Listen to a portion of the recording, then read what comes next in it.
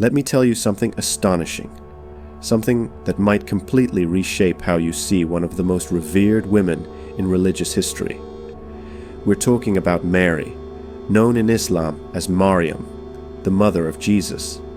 Now, if you think you know her story, think again, because Islam's perspective on her life, her miracles, and her unparalleled status in the eyes of God is unlike anything you've heard before. Picture this: a young woman, chosen before birth, raised in purity, and sustained by divine miracles from her earliest days. That's Mary in Islam. Her story begins before she was even born, with her mother, Hannah, making a heartfelt vow to dedicate her child to God's service. Imagine Hannah's surprise when she gave birth to a daughter, because in those times, temple service was typically reserved for sons. But God had a different plan. Mary was accepted into the sacred space of the temple, placed under the guardianship of the prophet Zechariah, and from that moment forward, her life became a series of divine interventions that defy ordinary explanation. Now, here's where it gets truly remarkable. Every time Zechariah checked on Mary, he found something impossible: fresh fruit out of season, provisions that had no earthly source. When he asked her where it came from, her reply was simple yet profound. It is from God. God provides for whom he wills without measure. This wasn't just a miracle. It was a sign that Mary wasn't just another devoted worshiper. She was someone set apart, someone being prepared for an even greater miracle to come.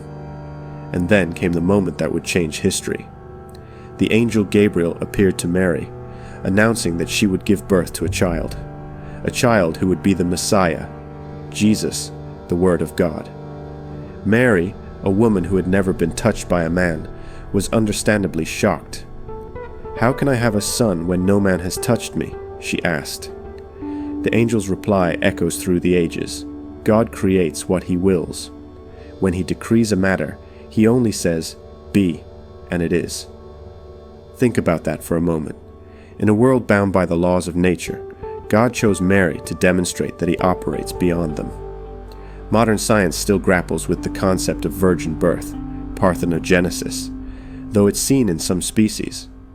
But Islam presented this idea over 1,400 years ago, not as a biological anomaly, but as a divine testament to God's absolute power over creation.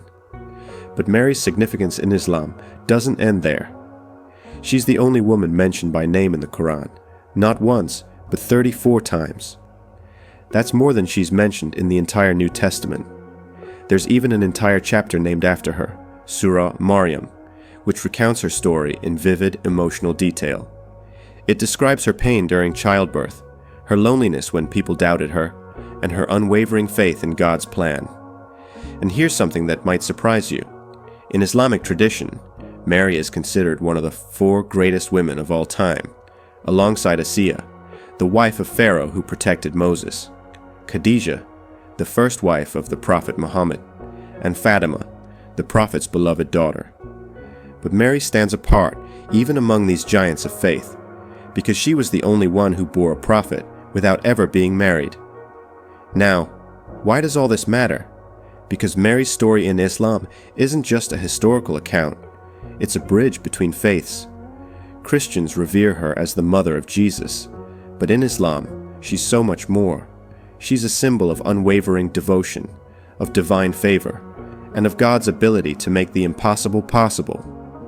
The Quran even tells us that on the day of judgment, God himself will remind Jesus of the blessings he bestowed upon his mother, highlighting her central role in the grand narrative of faith. So let this sink in. Mary, a woman of purity and strength, chosen by God for a miracle that transcends human understanding. Her story isn't just a chapter in religious history. It's a testament to the boundless power of the divine. And if that doesn't leave you in awe, I don't know what will. Because when you truly grasp the depth of her story, you realize this isn't just about Mary. It's about the extraordinary ways God works through those who submit to his will. And that, my friends, is a truth worth remembering.